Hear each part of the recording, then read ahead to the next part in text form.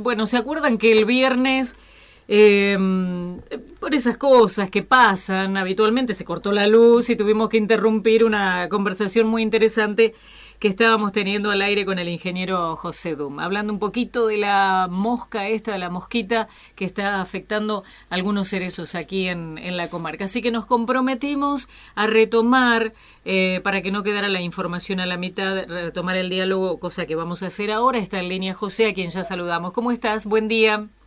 Hola, buenos días, Yamila. ¿Qué tal? ¿Cómo te va? Bien, muy bien. Bueno, vamos a retomar un poquito el tema, fundamentalmente para que la información sea completa, para no ir dando cosas por la mitad. Pero habíamos hablado de que existe, además de las trampas que se pueden hacer cuando la producción es a menor escala, la posibilidad de hacer una práctica curativa, como la denominaste vos, para tratar de eliminar a esta mosquita. Y habíamos quedado con una pregunta que yo había hecho de si tenía algún depredador natural esta mosquita de pronto, como para que se pudiera controlar sin necesidad de aplicar algún químico. Y bueno, vamos a retomar justamente desde este punto, me parece, ¿no? Claro. Bueno, está bueno el recordatorio que hiciste, pues yo también me quedé pensando dónde habíamos quedado. Efectivamente, mira, casi todas las plagas tienen algún tipo de depredador natural. Ahora, siempre primero se instala la plaga y después el depredador, teniendo en cuenta que este animalito, que este insecto, hace poco que llegó a la comarca, es probable que todavía no tenga en la zona enemigos naturales en cantidad y calidad, ¿sí? O sea, les llevaría un tiempo, teóricamente, llegar, por así decirlo, porque siempre es posterior. Y una cuestión que si no recuerdo mal, que hemos empezado como a analizar un poquito, es que esto de los enemigos naturales tiene varias facetas, porque, por ejemplo, yo había tomado, o creo que justo ahí se cortó la luz, Sí. por ejemplo, del pulgón. El pulgón tiene enemigos naturales, tiene micro himenópteros, es decir, como avispas diminutas que depositan los huevos dentro de ellos y en consecuencia los controlan y matan, y también la vaquita de San Antonio. Ahora, por ejemplo, es común que en los ciruelos, particularmente apenas empiezan a brotar, hay un ataque intenso de pulgones, que le deforman las hojas, que parece un torque, de hecho, sí, parece una enfermedad fúngica, que no es, y esto es culpa de los pulgones, ¿sí? Ahora, mientras están haciendo ese daño, a lo mejor pasa un mes y medio, antes de que las vaquitas aparezcan, y después la empiezan a controlar, pero la cuestión es que el daño ya está hecho. Entonces, a veces, esto de los enemigos naturales tiene una dinámica un poco lenta, que a veces daña el cultivo y entonces, bueno, en ese caso, por más que sea útil, es posterior al daño generado, en cuyo caso se requiere, al menos si querés salvar tu cosa, si pretendés vivir de eso, el uso de algún fitosanitario, donde puedas controlarlo, ¿sí? Para que ese insecto, en este caso, no te destruya el cultivo. Claro, claro. Y esto es habitual. Entonces, generalmente cuando hablamos de enemigos naturales, se utiliza dentro de un concepto un poco más amplio, donde, digamos, se habla de manejo integral de plagas, que es una palabra muy linda, que en los libros queda hermoso, pero en la práctica es bastante difícil de llevar a cabo, que es ver qué suma de acciones podés hacer para tratar de, la palabra tampoco es eliminar, sino menguar el efecto nocivo de la plaga. Y esto, por ejemplo, ¿qué podríamos hacer dentro de este concepto de manejo integral de plagas? Bueno, justamente, primero saber si la tenés, de allí la importancia de las trampas. Si vos tenés un cultivo pequeño a nivel hogareño, y bueno, a lo mejor podés poner un suficiente número de trampas como para minimizar el impacto. Otro impacto, por ejemplo, es no dejar fruta que madure en el árbol, entonces cosecharla cuando está pintona, no cuando está madura del todo, porque en realidad la mosca prefiere oviponer cuando está madura del todo. Entonces, si yo la cosecho un par de días antes, le retiro lo que le interesa, ¿sí? Hasta ahí podemos hacer un manejo, digamos, simple.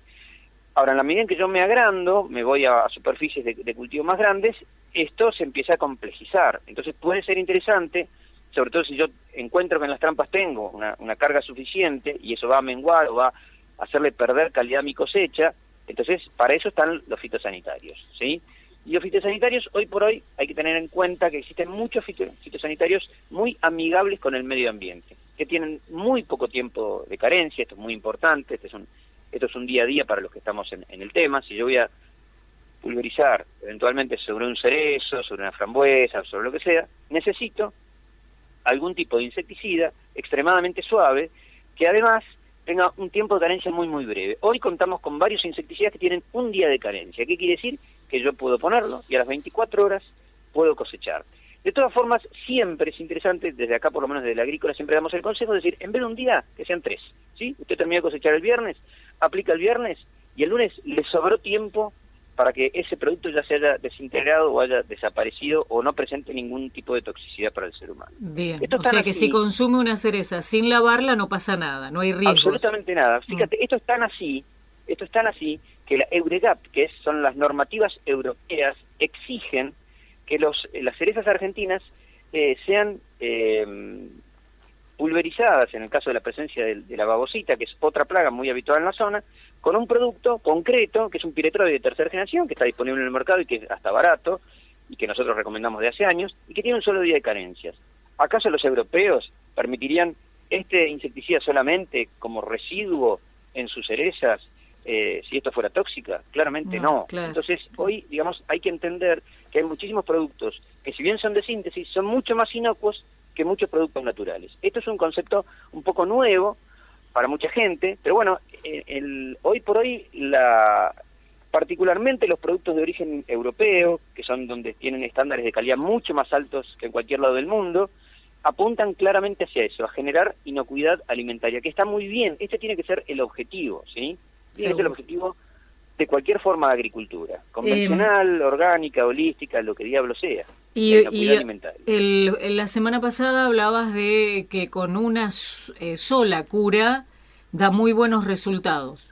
Y sí, por supuesto, porque digamos, siempre primero hay que ver si te hace falta. Si te hace falta, entonces nuestro humilde criterio es, bueno, acércate que vemos cómo aplicarlo para vos, ¿sí? Porque esto sí requiere de que entienda muy bien el productor, no es simplemente comprar y aplicar, es ver cómo lo aplico, cuándo, de qué forma, coordinarlo muy bien con la cosecha para respetar estos días, etcétera, etcétera. ¿Cómo hacer para aplicarlo para que no dañe a las abejas? Esto es muy importante, nosotros lo enfatizamos mucho.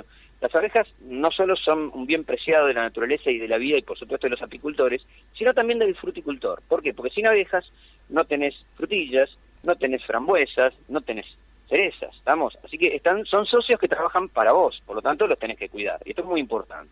Entonces, enseñar o explicar un poquitito esto, bueno, es parte de nuestra tarea, de brindar un servicio y un asesoramiento de cómo es la correcta aplicación, en el caso de ser necesario, insisto, de un fitosanitario, para proteger tu cosecha, para proteger la calidad, para que al consumidor le llegue algo de calidad. Y por supuesto tiene que ser amigable con el medio ambiente. Esto no es negociable, esto es importante entenderlo. Bien. Si estamos mirando, digamos, si estamos produciendo algo que daña el medio ambiente, esto ya no es agronomía, es otra cosa habitual, por supuesto, en Argentina, ¿no es cierto? Pero este criterio tiene que estar muy firme, y para nosotros es un baluarte importante. Bien, otra cosita, porque a partir de que vamos mencionando algunos temas, van surgiendo preguntas de los oyentes. Vos en algún momento mencionaste las vaquitas de San Antonio como un depredador natural, del pulgón en este caso, ¿no? Sí, pero correcto. ¿por qué se dieron, por qué hay tanta cantidad de vaquitas de San Antonio este año? Bueno, los ciclos de naturaleza son difíciles de discernir por qué. De todas formas, dentro de esa cosa muy genérica que llamamos vaquita de San Antonio, en realidad hay como 30 especies diferentes, y no son todas iguales. Ah, mira vos. Y no todas se comen los pulgones, solo algunas. Especies. El resto se comen, adivina qué, tus plantas. Entonces, mucha gente muy ilusamente dice, tengo vaquita de San Antonio, ¿qué animalito se estará comiendo las hojitas de mi planta? Bueno, resulta que esa vaquita también se come las hojitas de tu planta, ¿sí? Entonces, mira, nosotros aprovecho este espacio, un consejo muy habitual, que es ir a observar o tu árbol frutal o sobre todo la huerta durante la noche. ¿Por qué? Porque la mayoría de gusanitos, babosas, es decir, depredadores de la huerta, se mueven durante la noche cuando los pájaros no los ven, para que no los coman. Entonces muchas veces uno dice, no, pero yo en mi huerta no tengo tijeretas. ¿Fuiste a verlo tarde, Alan? Porque encima son nocturnos tardíos, digamos. El consejo es, después de cenar, bien tarde, agarrar la internet y te vas a recorrer tu huerta. Te vas a encontrar con una fauna que te va a sorprender, ¿sí? Y bueno, y ahí, ¿sabes? Muchas veces, ¿qué es el bichito que te está comiendo? Porque a veces la gente dice, bueno, deme algo para matar a los bichos. No, sí, ¿qué bicho es? Porque si empezamos a tirar cosas inespecíficas, no está bueno. Entonces no es lo mismo una babosa, un bicho bolita, una tijereta, una lauchita, ¿sí? Entonces identificar es importante para actuar con precisión, justamente, en el cuidado de la huerta, de nuestra salud y del medio ambiente. Así que esto debe ser así.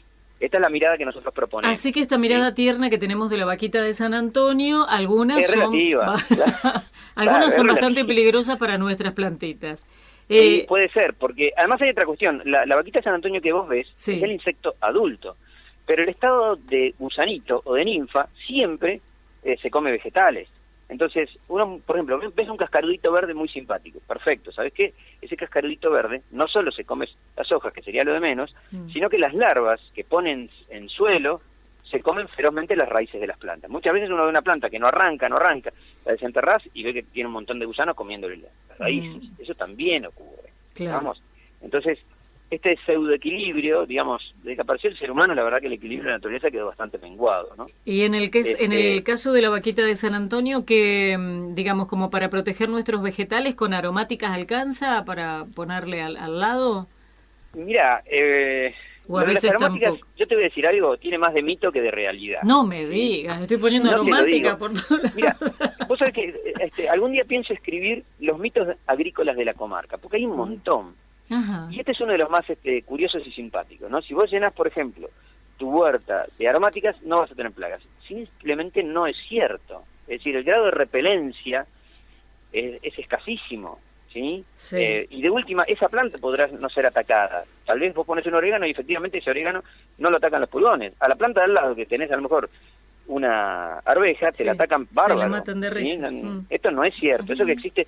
Vos sabés que yo a veces me pregunto quién escribe los libros, porque me ha pasado en agronomía muchas veces, de decir, yo querría encontrar al que escribió este libro y que me cuente si lo hizo alguna vez. Nos Y la estamos respuesta metiendo clara en un es no. nos estamos metiendo en un problema, esto de derribar mitos, de Sí. que las aromáticas nos van a criticar, José. Por supuesto, pero yo estoy tan Qué habituado a esto que es casi un deporte para mí que me critiquen. Digamos, cualquiera que se atreva a pensar y a experimentar recibe críticas, ¿sí? Sí, Y por sí. supuesto yo también admito que me equivoco muy frecuentemente, ¿eh? No me creo dueño de la verdad para nada, no me interesa. Pero digamos, de hecho yo llené, mira, te cuento una anécdota para que Sí. te rías. Cuando llegué a la zona, en mi primera huerta, que fue un fracaso estruendoso, la llené de todo lo que los libros, digamos, o el conocer o el saber popular, digamos, de la zona decían. Sí. Entre otras cosas, un montón de flores de caléndulas, por ejemplo. Por la supuesta, digamos, la caléndula se enferma poco, pero eso no implica que la planta de al lado no se enferme.